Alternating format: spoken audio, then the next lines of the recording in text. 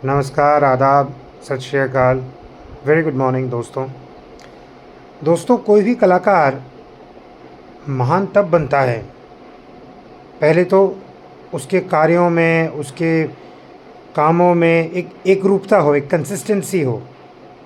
दूसरा, वो सिर्फ़ एक कलाकार नहीं है, वो बुनियादी तौर पर एक बहुत अच्छा इंसान है, जिसके मन में लोगों के प्रति संवेदना है।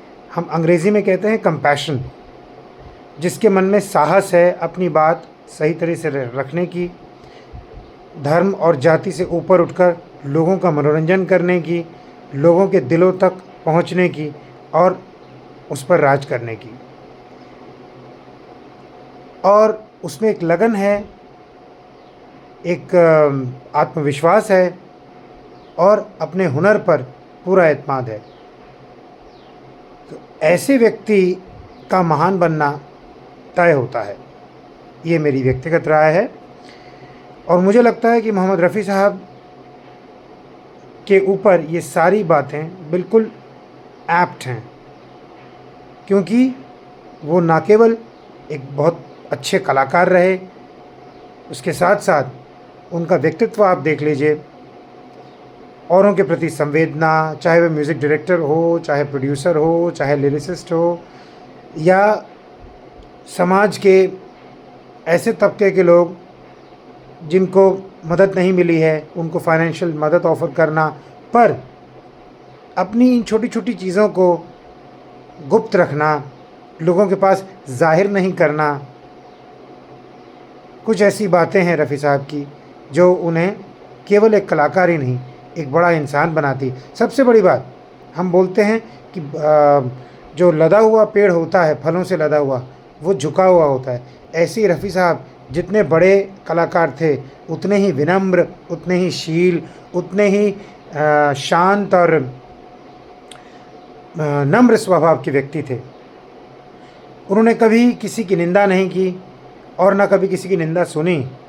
मुझे याद आ रहा है, एक म्यूज़िक अरेंजर हैं जिन्होंने काफ़ी शोज़ ऑर्गेनाइज़ किए हुए हैं, आप देख लीजिएगा यूट्यूब पे आपको मिल जाएंगे उनके इंटरव्यू।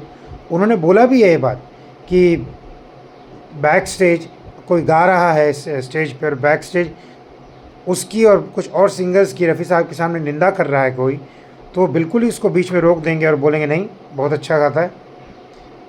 ये सब लोग जहाँ इकट्ठा हुए हैं ऊपर वाले की मर्ज़ी से और बहुत अच्छा काम कर रहे हैं, किसी के बारे में ऐसे अपशब्द कहने का आपको कोई हक़ नहीं है।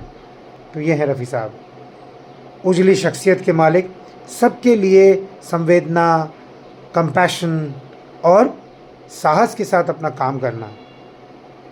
अगर अमिताभ बच्चन जी का वो इंटरव्यू आप लोगों ने देखा हो, जहाँ वो कह रहे हैं कि हम लोग एयरपोर्ट गए और दौड़ते हुए उनसे जाके मिन्नतें की कि रफ़ी साहब से मिलने दिया जाए, और कहा कि सर वो दूसरे गायक तो नहीं आ रहे हैं, आप चले जाएंगे तो हमारा तो प्रोग्राम चौपट हो जाएगा।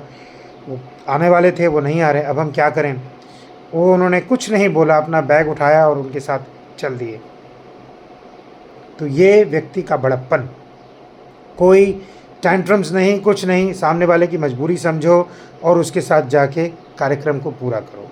Sense of responsibility, sense of commitment, sense of devotion, sense of feeling for others, that's what made him the best in the business. और उन्होंने कितने सारे लोगों को इंस्पायर किया। किशोर कुमार जी उन्हें अपना बड़ा भाई मानते थे, अशोक कुमार जी भी उनकी बड़ी इज्जत करते थे। किशोर कुमार जी के बंगले में अगर बड़े फ़ोटोग्राफ्स लगे हैं तो उनमें से एक रफ़ी साहब जी की फ़ोटो लगी है।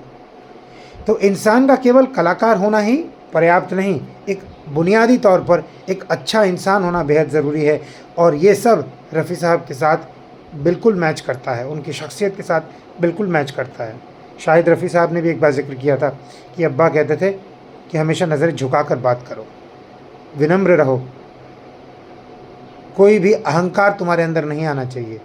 This shows the value of the man. तो ऐसे श्रद्धेय कलाकार जिनके गाने कालजयी हैं, थे और रहेंगे, जिन्होंने अपने समय के म्यूज़िक डायरेक्टर्स और लिरिसिस्ट्स के काम को पूरा सम्मान और पूरा न्याय दिया। बदलते कलाकार हों और बदलते रंग ढंग के साथ जिनकी आवाज़ वैसे ही ढल गई। अलग अलग अभिनेताओं के करियर पे जिन्होंने गहरी छाप छोड़ी, ऐसे श्रद्धेय रफ़ी साहब को मैं दिल से सलामी पेश करता हूँ, खिराज अकीदत पेश करता हूँ, श्रद्धांजलि पेश करता हूँ। रफ़ी साहब हैं, थे और रहेंगे। हम रहें चाहे ना रहें, ये आवाज़ ता क़यामत ज़िंदा रहेगी। Hats off.